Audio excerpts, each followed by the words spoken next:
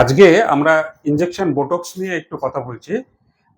বোটক্সটা usually আমরা সবাই জানি বিভিন্ন ধরনের কসমেটিক পারপাসের জন্য, কিন্তু আমরা at the Himalayan eye institute mainly দুটো কন্ডিশনে বোটক্সটাকে ইউজ করছি।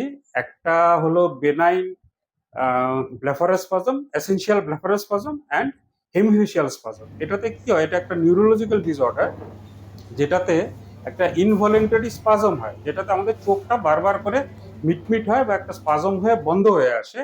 এটাকে আমরা বলি ব্ল্যাফারোস্পাজম। আর আরেকটা কন্ডিশন যেটা আছে, যেটাকে বলা হয় হেমিফেশিয়াল স্পাজম। এটাতে কি হয়, মুখের একটা পাশ থেকে শুরু করে পুরো চোখটা খিচে আসে, যাতে কি হয় পেশেন্টের নিজের কন্ট্রোল থাকে না ওটাকে বন্ধ করার, যে চোখটা টেনে খুলতে হয়। এগুলো সিচুয়েশনে ইউজুয়ালি আমরা বিভিন্ন পয়েন্টে বোটক্সের ইনজেকশনটা দিই। শুধু এটার একটাই, যে এর এফেক্টটা ম্যাক্সিমাম ধরে রাখুন 4 to 5 মান্থস এফেক্ট থাকে।